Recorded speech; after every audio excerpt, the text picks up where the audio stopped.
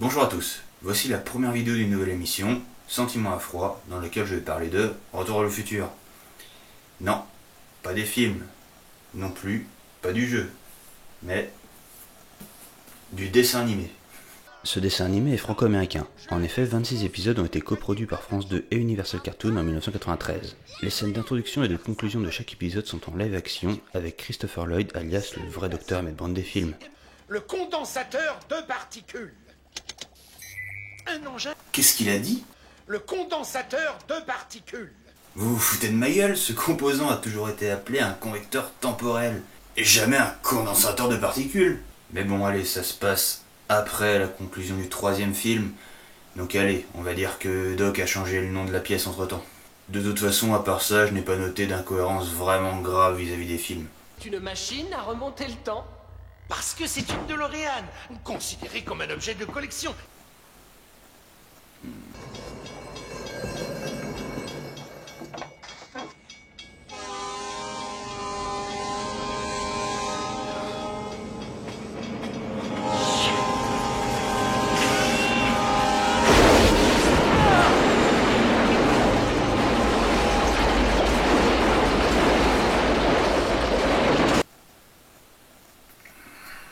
Bon allez, on va dire qu'il a reconstruit une nouvelle machine à voyager dans le temps à partir d'une DeLorean après que l'autre ait été détruite.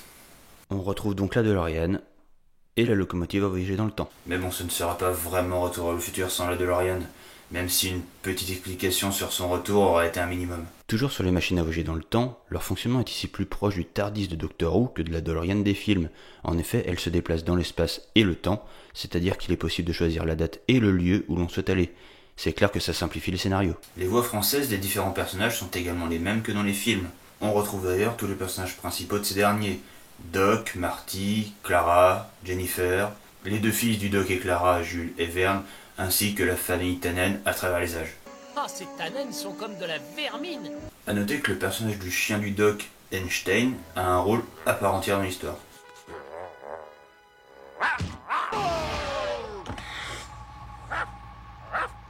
Certaines musiques sont également tirées des films, ce qui est toujours sympathique, mais il y a principalement des musiques originales, dont celle du générique.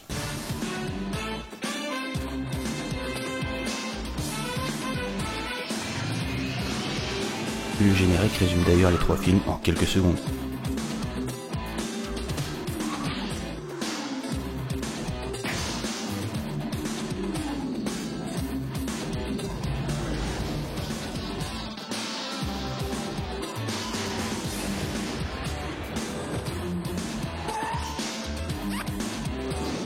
Pour ce qui est du dessin, on est dans la qualité moyenne des productions occidentales des années 90, c'est-à-dire des dessins assez grossiers, mais le tout restant lisible. Bon, il y a quand même parfois des légers problèmes de proportion. À se demander comment le mec qui a dessiné ça s'est dit que son dessin était bon. Mais il y a le compas dans l'œil. La structure des épisodes est sensiblement la même que celle des films, en beaucoup plus simple évidemment. Les personnages se retrouvent soit dans le passé, soit dans le futur, pour une raison ou une autre, et se retrouvent bloqués à cause d'un événement imprévu, la plupart du temps lié au méchant de l'épisode, qui est un ancêtre ou un descendant de Biff Tannen. Ils seront bien sûr aidés par leurs propres ancêtres ou descendants pour finalement réussir à rentrer dans leur époque. Dans leurs aventures, les personnages vont aller dans tout un tas d'époques, aussi bien dans un passé plus ou moins lointain que dans le futur. Certains épisodes sont par ailleurs centrés sur une invention et ne contiennent pas de voyage dans le temps. Le dessin animé étant destiné d'abord aux enfants, le ton y est clairement humoristique. Et ce côté cartoon passe plutôt bien je trouve car il est totalement assumé avec des situations volontairement très exagérées. Certains jeux de mots sont par ailleurs bien trouvés et plutôt drôles. Ou ils nous vénèrent, ou ils cherchent tous une lentille de contact.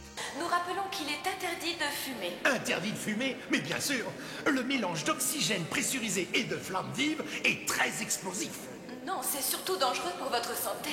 Ce que j'attendais le plus dans chaque épisode, c'était l'introduction et la conclusion du vrai doc, mais surtout la petite expérience scientifique présentée à la fin des épisodes. Cette dernière est tirée d'un événement de l'épisode et est en général assez simple et ne nécessite que très peu de matériel. Idéal donc pour être reproduit par des enfants. Qui n'a pas essayé de faire une petite batterie avec un citron après avoir vu ça? Et la méthode est la suivante. Prenez 3 citrons mûrs. Ceux-ci serviront d'éléments électrolytiques. Il vous faudra aussi 3 tubes en cuivre, du papier aluminium et du carton. Et enfin, un petit réveil à pile. Commencez par enrouler les bouts de carton dans le papier alu. Et recommencez l'opération 3 fois pour chacun des citrons.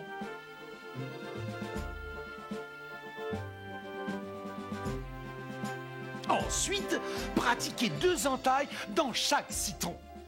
Puisqu'il faut se servir d'un couteau, demandez l'aide de vos parents. Dans l'une des entailles, placez la pièce cartonnée recouverte d'aluminium. Dans l'autre entaille, le tube de cuivre. Répétez la même opération avec chacun des citrons. Reliez alors par un fil le réveil à un des tubes, puis reliez la partie alu à un autre tube, et ainsi de suite. Le tube en cuivre attire les électrons, le papier alu les libère. Un courant électrique est ainsi produit. Lorsque le dernier fil est branché, le réveil fonctionne. Et vous avez ainsi une batterie maison. La plupart des épisodes font la part belle à une morale. Cela peut aller du droit des femmes à la lutte contre l'esclavage en passant par la fraternité et la probité. Par contre ici, fuck le continuum espace-temps. On sauve plein de gens dans un passé plus ou moins lointain, on empêche des événements de se passer et on en provoque d'autres sans se soucier de l'impact que cela pourra avoir. Et même s'il y a un impact, il n'est que partiel. Maintenant la question est, faut-il regarder ce dessin animé lorsqu'on est fan de Retour vers le futur ? Et j'ai envie de répondre oui. Déjà pour le plaisir de retrouver le personnage, ces derniers étant plutôt bien retranscrits dans le dessin animé, bien que beaucoup plus excentriques. Ensuite, les histoires racontées sont assez intéressantes malgré leur côté enfantin. Et l'humour est plutôt bien senti. Enfin, on apprend quelques petits trucs sympas.